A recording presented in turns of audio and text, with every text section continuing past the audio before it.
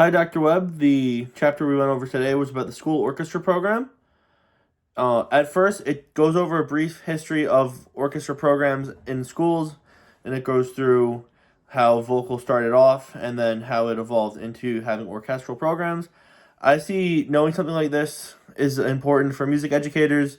First of all, so they know how far music education has came, but then also can show things such as like reasons why at the time they thought that it was useful, and then also different like parts of the history and things that could work and couldn't work, and how orchestra programs began to grow along with other ensembles as well.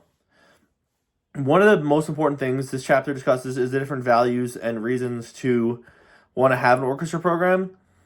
Um, so I see these two things tying together, where the next section discusses how you would almost bargain for an orchestra program or fight for it and want to keep it in programs, and the values. I see those two things tied together.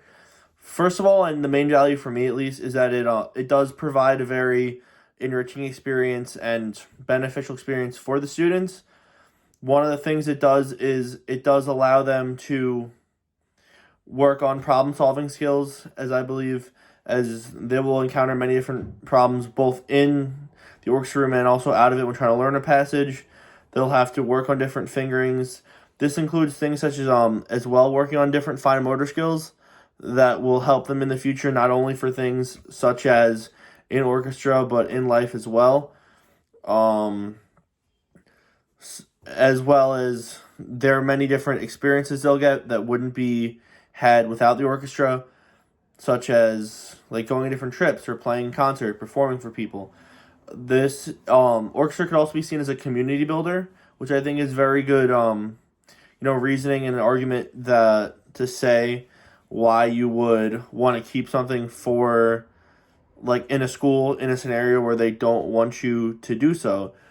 Like performing in these concerts, showing off not only to the parents but to the public, and then doing many trips and having the students play in groups, just showing off the capability of your students.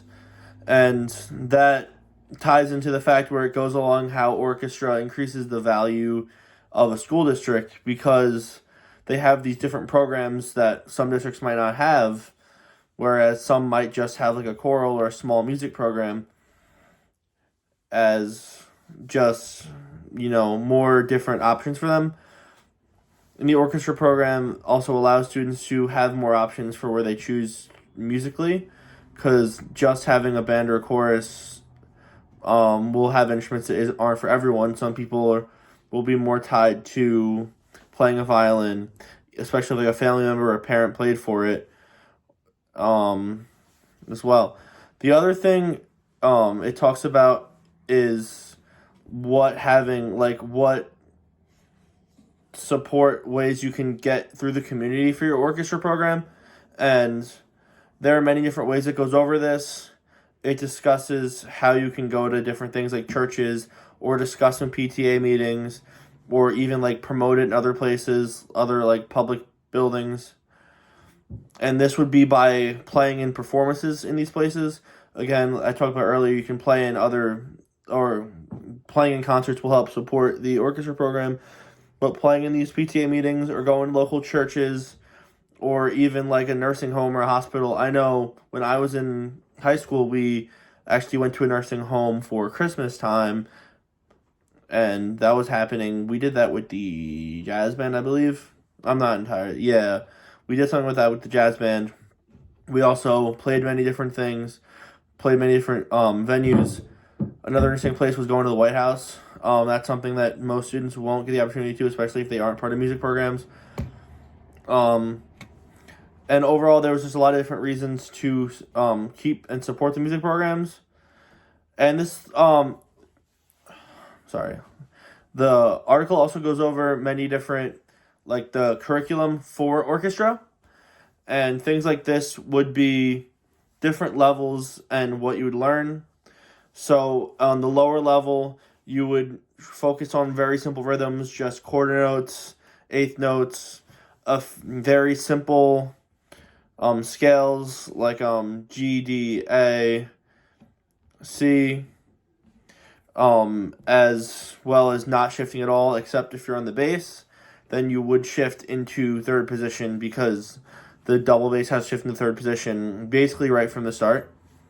It also goes over how to enhance your orchestra and different ways to do so.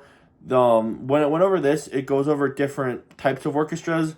It goes over things like mariachi bands and fiddle groups, as well as like some of the more common things that people would have, such as like a chamber music or a chamber ensemble, which is something else that will help grow your orchestra program. Because even though like someone might have an orchestra program, you'd obviously still want to grow it. Maybe have more than just one orchestra in the high school, maybe a few different things. Another thing that you can do is say you just have a string orchestra, maybe even after school you can have like a full orchestra and include the winds and the brass and percussion.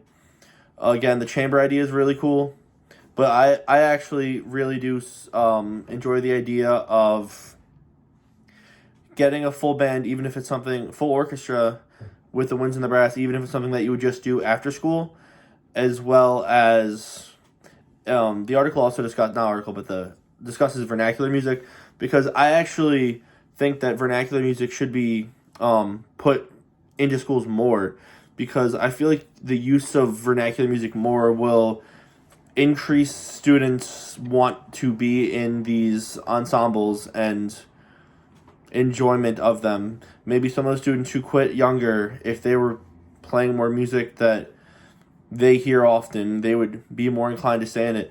But this chapter overall was just talking about the importance of an orchestra program and ways to improve it.